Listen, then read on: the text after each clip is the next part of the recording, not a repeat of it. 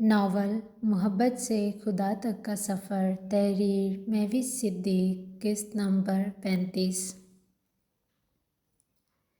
عشاء کی نماز ادا کرنے کے بعد اچانک اسے پانی کی طلب محسوس ہوئی تو وہ اپنی پیاس بجھانے کی غرض سے کچن میں آ گئی۔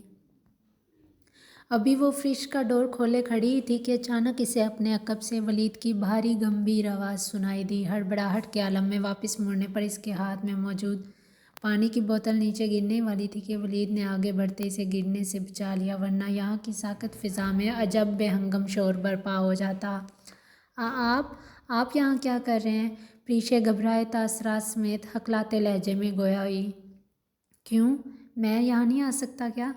پریشے کے بے تکے سوال پر ولید کو اچنبھا سا ہوا۔ اس کا مقصد پریشے کو ڈرانا ہرگز نہیں تھا، وہ تو کوریڈور سے گزر ہی رہا تھا کہ رات کے اس پہر کچن کی لائٹس آن دیکھتے سیدھا ادھر آ گیا۔ پریشے کو یہاں کھڑا دیکھ وہ چاہنے کے باوجود اپنے قدموں کو واپس نہ موڑ سکا۔ وہ شیزا بھابی؟ پریشے کو گھبراہٹ کا شکار ہوتے دیکھ ولید کے تاثرات یکلخت تبدیل ہو گئے۔ پریشے کے دل میں ڈر سا بیٹھا ہوا تھا کہ شیزا بھابی کوئی نہ کوئی بات کر کے اس کے کردار پر انگلی اٹھا سکتی ہیں، اس لیے وہ ابھی تک ولید سے ایک محدود فاصلہ قائم رکھے ہوئے تھی۔ لسن پریشے، ڈرنا اس وقت چاہیے جب آپ کوئی غلط کام کر رہے ہو۔ آپ کا ضمیر آپ سے مطمئن ہے تو پھر ڈر کس بات کا؟ ولید یہ کہہ کر وہاں رکا نہیں تھا۔ قدم آگے بڑھاتے ہی اچانک اسے اپنی سماعتوں میں پریشے کی مدھم آواز سنائی دی۔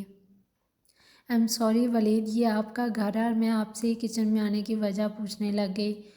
پریشے کو لگا ولید اس سے کچن میں آنے کی بابت دریافت کرنے کی وجہ سے خائف ہو چکا ہے، اس لیے نادم لہجے میں گویا ہوتے اس سے معذرت چاہی۔ پریشے، یہ گھر صرف میرا ہی نہیں آپ کا بھی، آئندہ میں آپ کے منہ سے اس قسم کے الفاظ دوبارہ کبھی نہ سنوں۔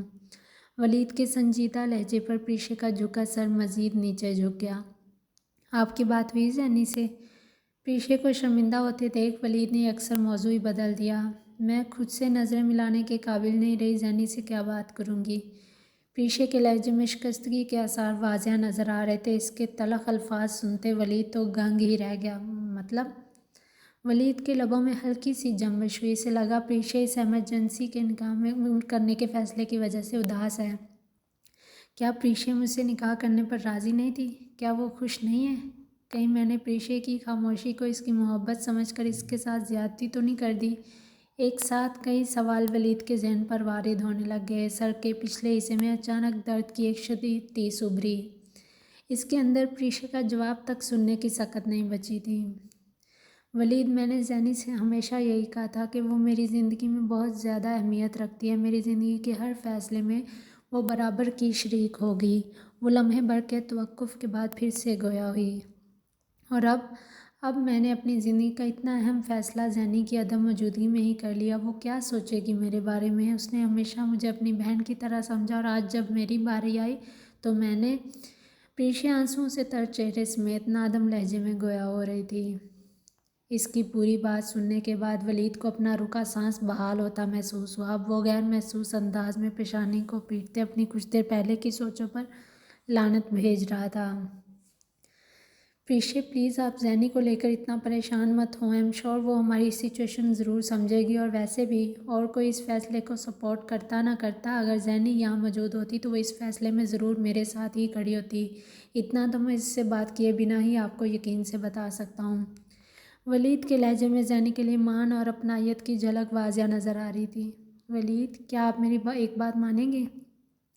لمحے بھر کے توقف کے بعد پریشے نے انگلیاں چٹکاتے ہچکچانے کے انداز میں بات کا آغاز کیا۔ پریشے، اتنے پیار سے کہیں گی تو کون نہیں مانے گا بھلا؟ میں تو ویسے بھی ہاں ہی کہنے والا تھا۔ ولید کی مبہم مسکراہٹ کو دیکھتے پریشے کی دل کی دھڑکنیں بے اختیار منتشر ہونا شروع ہو گئیں۔ پریشے، آپ بنا کسی ہچکچاہٹ کے آرام سے اپنی بات کہیں، میں سن رہا ہوں۔ پریشے کی گالوں پر حیا کی لالی ابھرتے دیکھ ولید نے بمشکل خود کے اعصاب پر قابو پایا، اپنے لہجے کو تھوڑا سنجیدہ ظاہر کیا۔ وہ اسے کھل کر اپنی بات کہنے پر آمادہ کر رہا تھا۔ وہ میں چاہتی ہوں نکاح بھلے ہی زینی کی عدم موجودگی میں ہوا، لیکن رخصتی کی رسم وہ میں زینی کے بغیر کسی صورت نہیں کروں گی، اور نہ ہی اس بات کے لیے آپ مجھے کبھی فورس کریں گے۔ پریشے کا حق جتاتا انداز ولید کے ہونٹوں پر بے ساختہ گہری مسکراہٹ بکھرنے کا موجب بن چکا تھا۔ ارے محترمہ، ہمارا نکاح کیا ہوا؟ آپ تو سیدھا حکم پر ہی اتر آئیں۔ ولید کا بے ساختہ کہکہا گونج اٹھا۔ وہ ہنستے ہوئے بلا کا خوبصورت مرد لگ رہا تھا۔ پریشا خجل انداز میں لب کچلتی اپنا چہرہ نیچے جھکا گئی۔ میں مذاق کر رہا ہوں یار، ایک تو آپ فوراً سیریس ہو جاتی ہیں۔ پریشا کو شرمندہ ہوتے دیکھ ولید نے دھیمے سے مسکراتے اسے پرسکون کرنے کی کوشش کی۔ پریشا اگر آپ یہ نہ بھی کہتی تو بھی کام چل جانا تھا، دراصل میں نے بھی یہی سوچ رکھا ہے۔ ویسے بھی ولید اپنی بیسٹ فرینڈ زینی کے بغیر نئی زندگی کا آغاز کیسے کر سکتا، اور جہاں تک رہی باقی گھر والوں کی بات، انہیں میں خود اپنے طریقے سے منا لوں گا، آپ کو اس سب کی ٹینشن لینے کی کوئی ضرورت نہیں ہے۔ ولید نے اسے تسلی بخش جواب دینے کے بعد اپنے قدم کچن سے باہر کی جانب بڑھا دیے۔ پچھلے 2 دنوں سے اس بات کو لے کر پریشان تھی، مگر ولید کی بات نے اسے طمانینت سے مسکرانے پر مجبور کر دیا۔ اب وہ اپنے کمرے میں آ کر بیڈ پر لیٹتی سونے کی کوشش کرنے لگی، مگر ولید کا مدھر کہکہا بار بار اسے اپنی سماعتوں میں گونجتا سنائی دے رہا تھا۔ اس کے خوبصورت اور وجیح نینو نقوش کو سوچتے پریشا کا دل زوروں سے دھڑکنے لگا۔ رفتار اس قدر تیز تھی کہ اسے لگ رہا تھا اگلے پل کچھ ہی پلوں کے بعد اس کا دل حلق کے ذریعے اچھل کر باہر آ جائے گا۔ وہ سر کو نفی میں جھٹکتی اپنی آنکھوں کو شدت سے میچے پھر سے سونے کی کوشش کرنے لگی۔ اذلان کی شوٹنگز آج کل رات کے اوقات میں شیڈول تھیں۔ صبح تقریباً 9 بجے کے بعد وہ واپس گھر آیا اور ناشتے کے فوراً بعد بنا آرام کیے اپنے کمیشن کی رپورٹ تیار کرنے کے لیے سیدھا اسٹڈی روم میں چلا گیا۔ 2 گھنٹے کی لگاتار محنت کے بعد وہ اپنا کام مکمل کرتا فائل کو ایک محفوظ جگہ پر رکھتے واپس اپنے کمرے میں آ گیا۔ زینب کو وہاں موجود نہ پا کر وہ کوریڈور عبور کرتا متلاشی نگاہوں سمیت زینب کو اطراف میں ڈھونڈنے لگا۔ زینب اس وقت لان میں ہی ہوں گی۔ اذلان نے زیر لب بڑبڑاتے اپنے قدم باہر لان کی جانب بڑھا دیے۔ اس کی توقع کے عین مطابق زینب اس وقت پھولوں کے پاس کھڑی انہیں ہی بغور دیکھ رہی تھی۔ زینب نے اس وقت پاؤں کو چھوتی سفید رنگ فراک زیب تن کی ہوئی تھی۔ شفون دوپٹہ ہمیشہ کی طرح نماز کے سٹائل میں سر کے اطراف میں لپٹا ہوا تھا۔ دور سے ہی زینب کے جاذب نظر خلیوں کو دیکھتے اذلان کے ذہن میں اچانک ایک کندہ آن لپکا، جس کو سوچتے وہ لمبے لمبے ڈھک بھرتا فوراً زینب کے پاس پہنچ گیا۔ چلیں زینب، اذلان نے زینب کا ہاتھ میں اس کا رخ باقاعدہ اپنی طرف موڑ دیا۔ زینی کا شفاف، اجلا اور معصومیت کا پیکر چہرہ دیکھتے اذلان کے ہاتھ کی گرفت ایک دم ڈھیلی پڑ گئی۔ میک اپ سیاری نکھرا روپ اپنے اندر خوبصورتی اس موئے نظر لگ جانے کی حد تک حسین لگ رہا تھا۔ کہاں؟ اذلان کی خمار آلود نگاہوں کو دیکھتے زینب سٹپٹاہٹ کا شکار ہوگی۔ وہ ابھی نہیں بتا سکتا، آپ کے لیے ایک سرپرائز ہے۔ اذلان کے چہرے پر سجی مبہم مسکراہٹ نے زینب کے دل کے تاروں کو ہلا دیا۔ وہ بے ساختہ نظریں چرانے پر مجبور ہو چکی تھی۔ مجھے آپ کے ساتھ کہیں نہیں جانا، میں یہیں ٹھیک ہوں۔ زینب اپنا ہاتھ چھڑواتی اذلان کی مسکراہٹ پر پانی پھیر چکی تھی۔ چہرے پر اب مسکان کی جگہ تھوڑی سختی نے لے لی۔ اذلان کو زینب کی یہ حرکت ایک آنکھ نہیں بھائی، جانے کیوں وہ چاہ کر بھی یہ سب برداشت نہیں کر پاتا تھا۔ شاید زینب کے اس رویے پر اس کی ازلی پوزیسیونیس جاگ اٹھتی تھی۔ ہر بات پر ضد کرنا لازمی نہیں ہوتا زینب، کچھ باتیں بنا چوچرا کیے آرام سے بھی مان لینی چاہیے۔ اذلان نے نگاہوں کی سختی کے ساتھ ساتھ اپنے لہجے کی سختی پر بھی قابو پانے کی بھرپور کوشش کی۔ آپ کیوں زبردستی کر رہے ہیں؟ میں نے کہا نا میں نہیں جانا چاہتی تو پھر؟ زینی کا لہجہ پل بھر میں بھیگ گیا۔ وہ بھی تو اذلان کی دیوانی تھی، اس کے لہجے کی سختی کیسے برداشت کر پاتی؟ زینب آپ چل رہی ہیں چپ چاپ یا پھر میں؟ اذلان کی ادھوری بات کا مطلب سمجھتی زینب کی آنکھیں ششدر انداز میں پھٹی کی پھٹی رہ گئیں۔ اوکے جیسے آپ کی مرضی۔ اذلان نے اس کو یوں ہی بت بنے کھڑا دیکھ اپنے قدم بے اختیار زینب کی جانب بڑھا دی۔ ٹھیک ہے میں چلتی ہوں، عجیب زبردستی ہے یار۔ زینب پھولے گالوں سمیت اپنا دوپٹہ سیٹ کرتی اذلان کے 2 قدم پیچھے پیچھے چلنے لگی۔ اس کی بڑبڑاہٹ سے محفوظ ہوتا اذلان اگنیشن میں چابی گھماتے کار سٹارٹ کرنے لگ گیا۔ زینب عادتاً بیک ڈور کی طرف بڑھنے لگی، مگر اذلان کی نگاہوں میں تنبیہ کا عنصر دیکھ اس نے سائیڈ ڈور کھولا اور منہ کا زاویہ بگاڑتے فرنٹ سیٹ پر براجمان ہو گئی۔ اذلان اس کے جاذب نظر سراپے کو ایک نظر بھر کر دیکھنے کے بعد ریش ڈرائیونگ کرنے میں مصروف ہو گیا۔ زینب ان راستوں سے بالکل انجان تھی۔ ہم جا کہاں رہے ہیں؟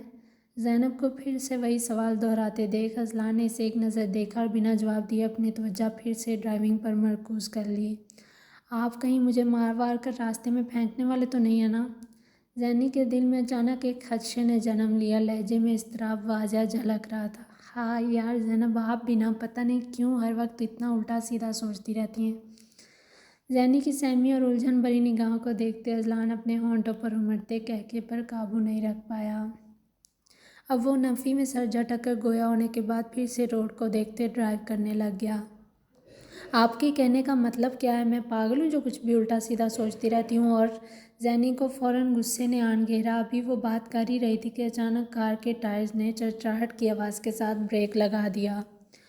اذلان کو سیٹ بیلٹ کھولتے دیکھ زینی کی باقی بات منہ میں ہی دب گئی۔ اب وہ حیرت بھری نگاہوں سمیت اطراف میں دیکھنے لگ گئی۔ اسی اثنا میں اذلان کار سے باہر نکلتا اب زینب کا سائیڈ ڈور کھولے اسے باہر آنے کا اشارہ کرنے لگا۔ Azlan farm house? زینی تحیر زدہ نگاہوں سمیت باہر نکلی اور پھر گیٹ کے دائنی جانب موجود لوہے کی پٹی پر درج نام کو زیر لب دہرانے لگی۔ اس سے 2 قدم آگے چلتے چلتے اذلان نے گیٹ کیپر کے سلام کا جواب دیا اور پھر اس کا ہاتھ تھامے آگے بڑھ گیا۔ فارم ہاؤس کے اندر قدم رکھتے ہی ملازمین کی کثیر تعداد انہیں خوش آمدید کہنے کے لیے تعینات کھڑی تھی۔ اذلان نے بنا کچھ کہے سر کو ہلکا سا خم دیا اور پھر وہ دونوں راہداری عبور کرتے داخلی دروازے تک پہنچ گئے۔ زینی حیرت بھری نگاہوں سمیت سر کو ادھر سے ادھر گھماتی پورے فارم ہاؤس کا جائزہ لے رہی تھی۔ اذلان صاحب آپ کے لیے کیا بنواؤں؟ اور میڈم کے لیے جو کھانا بنوانا ہے وہ بھی بتا دیں۔ ہال نما ایریا کے وسط میں پہنچتے ہی ان کے سامنے ایک ملازم آن کھڑا ہوا۔ زینی کو دیکھتے اس کی نگاہیں مؤدب انداز میں جھک گئیں۔ اس ہال کے اطراف میں مختلف کمرے تھے اور بائیں جانب کچن کے لیے ایک کشادہ جگہ مختص تھی۔ اس میں کھانے پینے سمیت ضرورت کی تمام اشیاء موجود تھیں۔ نہیں مجھے تو فی الحال کوئی بھوک نہیں ہے زینب، آپ نے جو کھانا ہے وہ انہیں بتا دیں۔ اذلان اطراف میں نگاہ گھماتے سب چیزوں کا سرسری سا جائزہ لے رہا تھا۔ نہیں بہت شکریہ آپ کا، مجھے بالکل بھی بھوک نہیں ہے۔ زینی نے سہولت سے منع کر دیا کیونکہ ان سب نے تھوڑی دیر پہلے ہی کھانا کھایا تھا۔ ٹھیک ہے آپ جائیں، اگر کچھ چاہیے ہوگا تو ہم آپ کو انفارم کر دیں گے، بس آپ اپنا نمبر آن رکھیے گا۔ اذلان اس کو جانے کا کہتے ہی زینب کو اپنے ساتھ لیے وہاں سے آگے بڑھ گیا۔ اذلان ہم یہاں کیوں آئے ہیں؟ اذلان کے ساتھ ساتھ چلتی زینی کو بالکل سمجھ نہیں آ رہی تھی آخر اذلان کرنا کیا چاہتا ہے؟ اچانک اس فارم ہاؤس میں آنے کا مقصد کیا ہے؟ آپ کا خواب پورا کرنے؟ اذلان نے دھیمی مسکان سمیت گویا ہوتے زینی کو جواب دیا اور پھر ایک جائنٹ سائز دروازے کے سامنے گارڈ کو گیٹ کھولنے کا اشارہ کر دیا۔